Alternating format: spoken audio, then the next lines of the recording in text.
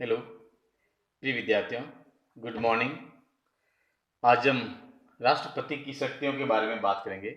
कल के वीडियो में हमने राष्ट्रपति की किस प्रकार से राष्ट्रपति का चुनाव किया जाता है, निर्वाचक मंडल के द्वारा किस प्रकार से राष्ट्रपति के चुनाव में मतदान की प्रक्रिया में भाग लिया जाता है और राष्ट्रपति का किस प्रकार से चुनाव किया जाता है, तो उसकी प्रक्रिया के बारे में, चुनावी प्रक्रिया के बारे में हमने बातचीत की थी। उसके बाद में हमने राष्ट्रपति को किस प्रकार से महाभियोग की प्रक्रिया के द्वारा राष्ट्रपति को हटाया जाता है, आर्टिकल 61 में उसका क्या प्रावधान किया गया था, तो इसके बारे में हमने बातचीत की। आज के वीडियो में हम लोग राष्ट्रपति की शक्तियों के बारे में बातचीत करेंगे कि राष्ट्रपति के पास में कौन कौन से पावर्स हैं। राष्ट्रपति की जो शक्तियां हैं उसको मोटे रूप में हम लोग दो भागों में बांटते हैं। पहली जो राष्ट्रपति की जो शक्तियां हैं वो आएगी सामान्य शक्तियां, अर्थात ये कह सकते हैं कि सामान्य परिस्थितियों में राष्ट्रपति के पास में कौन कौन से पावर होते हैं। दूसरी की जो शक्ति आएगी वो आएगी संकटकालीन शक्तियां,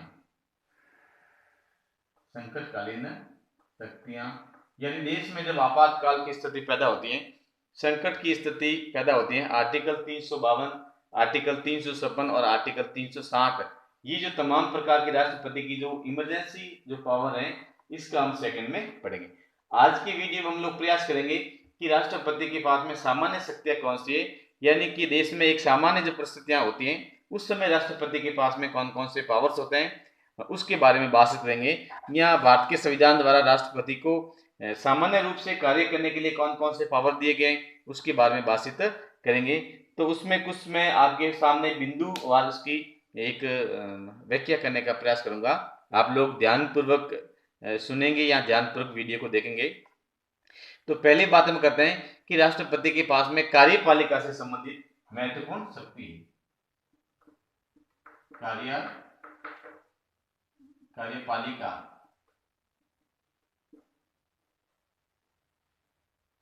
कार्यपालिका के तात्पर्य आप लोग समझते होंगे, क्योंकि जो राष्ट्रपति होता है वो कार्यपालिका का प्रमुख होता है।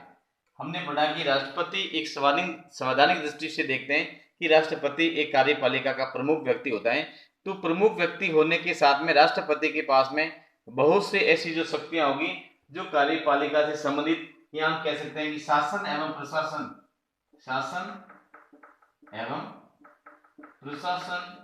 से संबंधित इसके पास में कौन कौन से पावर पाए जाते हैं। उसके पास में महत्वपूर्ण जो नियुक्तियां का जो कार्य होता है, राष्ट्रपति है वो किन व्यक्तियों की नियुक्तियां करता है। इस प्रकार की जो राष्ट्रपति के पास में जो कौन कौन सी प्रमुख प्रकार की जो शक्तियां पाई जाती हैं, ये जो सभी शक्तियां हैं वो राष्ट्रपति की कार्यपालिका से संबंधित शक्तियां के रूप में आता है। हम देखते हैं कि राष्ट्रपति के पास में कौन कौन सी ऐसी शक्तियां हैं जो कार्यपालिका से संबंधित शक्तियां के रूप में है।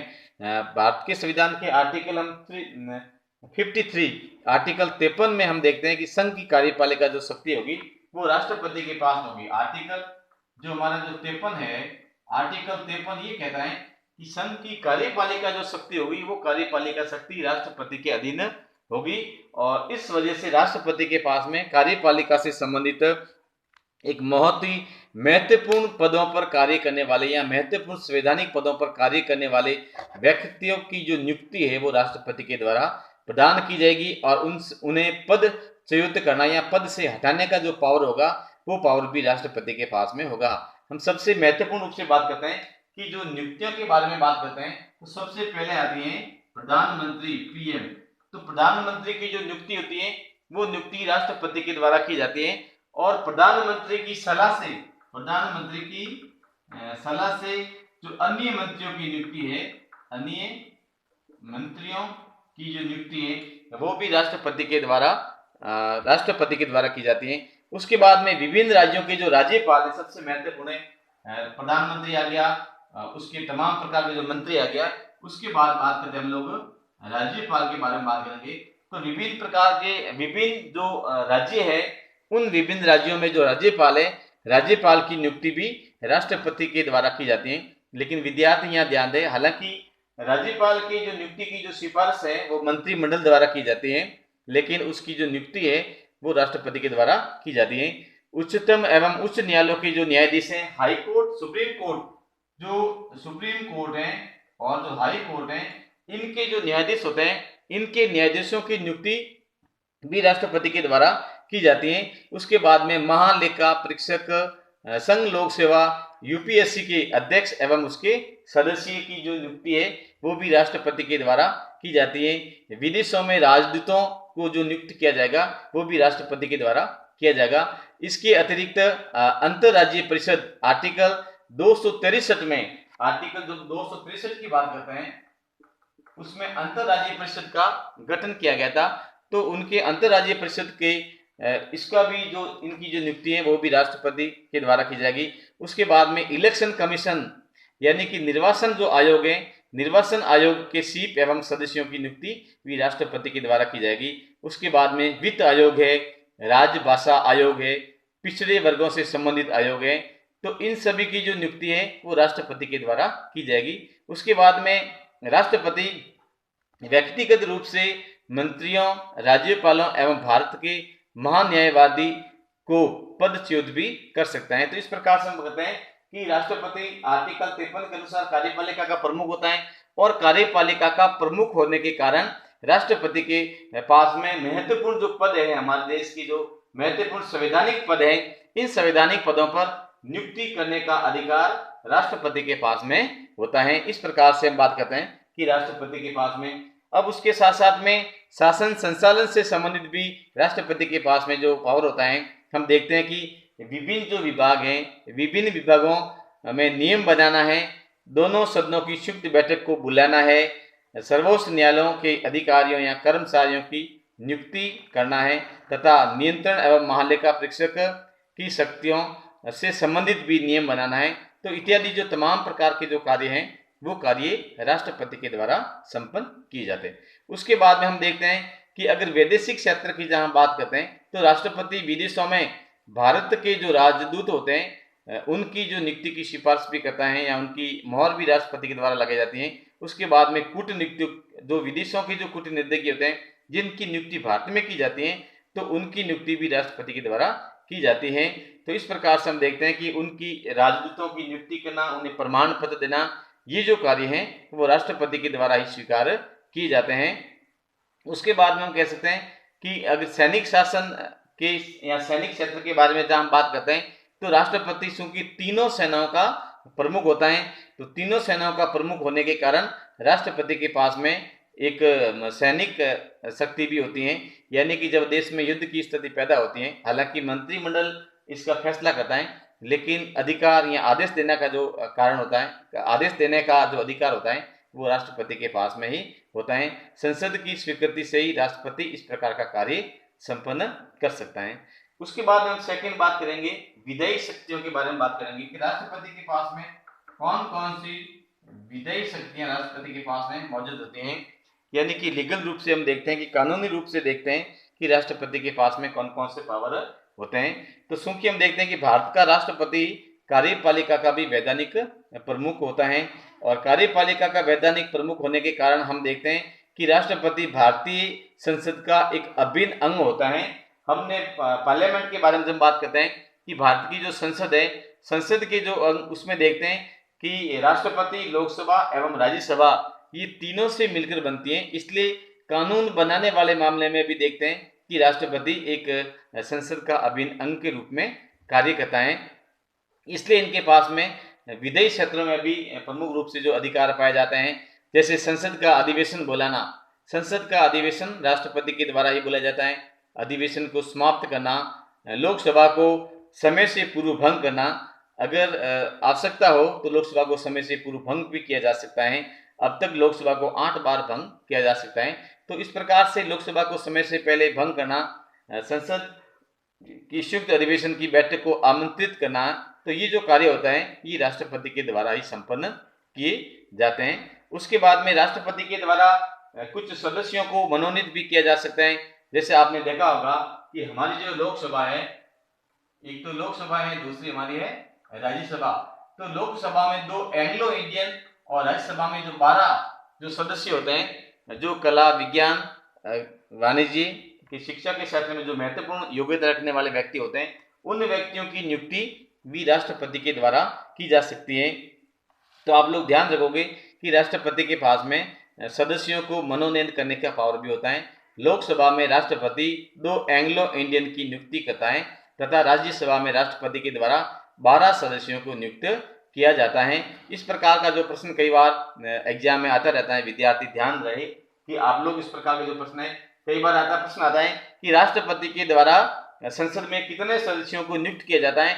तो केवल जब ऐसा आता है तो उसमें आप 14 लिखोगे, लेकिन अलग अलग पूछते हैं कि राष्ट्रपति के द्वारा लोकसभा में कितने सदस्य मनोनीत किए जाते हैं तो वहां पे 2 लिखना है, या राज्यसभा में राष्ट्रपति के द्वारा कितने सदस्य मनोनीत किए जाते हैं तो वहां पर आपको 12 आंसर लिखना है। लेकिन अगर प्रश्न ये आता है कि राष्ट्रपति के द्वारा संसद में कितने सदस्य मनोनीत किए जाते हैं तो पूरे संसद के सदस्यों का पूछा है, इसका मतलब 12 + 2 यानी कि 14 सदस्यों के बारे में लिखोगे। इस प्रकार के प्रश्न भी कई बार इसमें एग्जाम में आते रहते हैं। उसके बाद में राष्ट्रपति के पास में सबसे महत्वपूर्ण जो पावर होता है, एक वीटो का पावर महत्वपूर्ण होता है। इसमें जो राष्ट्रपति के पास में जो पावर होता है वीटो से संबंधित पावर होता है, और ये जो पावर है ये पावर भी एक राष्ट्रपति के पास में महत्वपूर्ण शक्ति के रूप में काम करते हैं।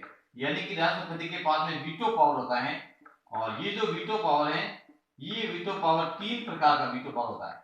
यानी कि राष्ट्रपति के पास में 3 प्रकार के वीटो पावर हैं। आप देखोगे कि कौन कौन से राष्ट्रपति के पास में वीटो पावर है और उस वीटो पावर का क्या है, ये भी एग्जाम में कई बार प्रश्न पूछते रहते हैं, तो विद्यार्थी ध्यान दे। पहला है पूर्ण वीटो। क्या है? पहला है पूर्ण वीटो।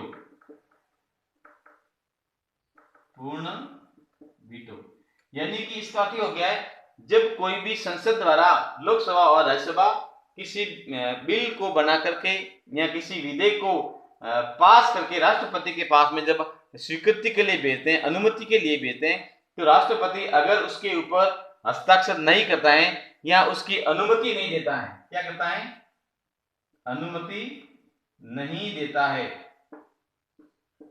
अनुमति नहीं देता है, इसका मतलब राष्ट्रपति का ये क्या कहलाता है? ये राष्ट्रपति का जो वीटो है ये राष्ट्रपति का एक पूर्ण वीटो कहलाता है। उसके बाद में जो दूसरा जो वीटो आता है निलंबनकारी वीटो के बारे में हम बात करते हैं कि राष्ट्रपति का जो दूसरा वीटो है वो है निलंबनकारी वीटो। तो निलंबनकारी वीटो का तात्पर्य ये होता है कि राष्ट्रपति इसको पुनर्विचार के लिए भेज सकते हैं, यानी कि राष्ट्रपति चाहे तो इसको एक दोबारा जांचने के लिए भेज सकता है। तो इस प्रकार का जो वीटो होता है उसे हम कहते हैं निलंबनकारी वीटो। यानी कि राष्ट्रपति के पास में कोई बिल आता है और राष्ट्रपति उसे वापस दोबारा सुनने, दोबारा उसको जांचने के लिए जब वापस भेज देता है तो उस प्रकार का वीटो होता है, उसे कहते हैं निलंबनकारी वीटो। यानी कि कुछ समय के लिए उसको विधेयक को रोकना। उसके बाद में एक आता है जेबी वीटो। जेबी वीटो। जेबी वीटो का तात्पर्य होता है कि अगर कोई बिल राष्ट्रपति के पास में हस्ताक्षर के लिए या अनुमति के लिए आता है तो ऐसी स्थिति में राष्ट्रपति न तो उस पर हस्ताक्षर करता है और न ही उन्हें पुनर्विचार के लिए भेजता है। तो ऐसी स्थिति में वो बिल है वो राष्ट्रपति के टेबल पे पड़ा रहता है, राष्ट्रपति की जेब में रहता है, इसलिए इसे जेबी वीटो के नाम से जाना गया। और उस दौरान हो सकता है कि संसद लोकसभा भंग हो जाती है, तो ऐसी स्थिति में वो जो बिल है वो उसी स्थिति में पड़ा रहता है। तो इस प्रकार से हम कहते हैं, हम देखते हैं कि इस प्रकार का जो प्रयोग है 1986 में राष्ट्रपति ज्ञानी जैल सिंह द्वारा भारतीय डाक संशोधन अधिनियम विधेयक के संदर्भ में किया गया था। 1986 की बात करते हैं कि 1986 में बात करते हैं, ज्ञानी जैल सिंह में किस समय की बात करते हैं। तो इस प्रकार से राष्ट्रपति के जो पास में वीटो का जो पावर है ये 3 प्रकार का वीटो हो गया। पहला पूर्ण वीटो है, दूसरा निलंबनकारी वीटो और तीसरा है जेबी वीटो। उसके बाद में एक आता है ऑर्डिनेंस या अध्यादेश जारी करने की शक्ति। आर्टिकल 1 to 3, आर्टिकल 1 to 3 ये भी महत्वपूर्ण है, अध्यादेश जारी करने की शक्ति। राष्ट्रपति के पास में एक ऑर्डिनेंस या अध्यादेश जारी करने की शक्ति। जिस समय संसद का अधिवेशन न चल रहा हो, जिस समय संसद का अधिवेशन न चल रहा हो तो उस समय अगर राष्ट्र में किसी प्रकार के कानून बनाने की आवश्यकता हो लेकिन संसद का सत्र नहीं होने की वजह से कानून बनाना संभव नहीं होता है, तो ऐसी स्थिति में राष्ट्रपति आर्टिकल 1 to 3 आर्टिकल 123 अनुच्छेद 123 के अनुसार राष्ट्रपति एक अध्यादेश जारी कर सकता है और राष्ट्रपति द्वारा जारी किया गया ये अध्यादेश संसद का अधिवेशन प्रारंभ होने के 6 सप्ताह तक लागू रहता है और संसद चाहे तो उसे उसके ऊपर कानून भी बना सकती है। तो इस प्रकार से राष्ट्रपति के पास में ये एक आर्टिकल 1 to 3 एक अध्यादेश या ऑर्डिनेंस जारी करने का पावर भी होता है। इस प्रकार से ये जो प्रश्न है ये भी कई बार एग्जाम में प्रश्न पूछे जाते हैं। तो एक तो वीटो पावर के बारे में और उसके बाद में अध्यादेश जारी करने के बारे में इस टाइप की जो प्रश्न है वो पूछे जाते हैं। तो आज हम इतना ही पढ़ेंगे। राष्ट्रपति की जो शक्तियां हैं, जो पावर है, जो राष्ट्रपति के पास में जो सामान्य शक्तियां हैं, ये सामान्य शक्तियां में उसके बाद में भी इसकी जो 2-3 शक्तियां हैं उस शक्तियां के बारे में बातचीत करेंगे। उसके बाद में इसकी संकटकालीन शक्तियों के बारे में बातचीत करेंगे। आज की वीडियो में केवल हम इतनी ही शक्तियों के बारे में बात करते हैं। अगला हमारा जो वीडियो होगा उस वीडियो में हम राष्ट्रपति की जो अन्य शक्तियां हैं, जो सामान्य शक्तियां जो शेष रह गई थी उसके बारे में बात करेंगे और उसके बाद में संकटकालीन शक्तियों के बारे में बातचीत करेंगे। धन्यवाद।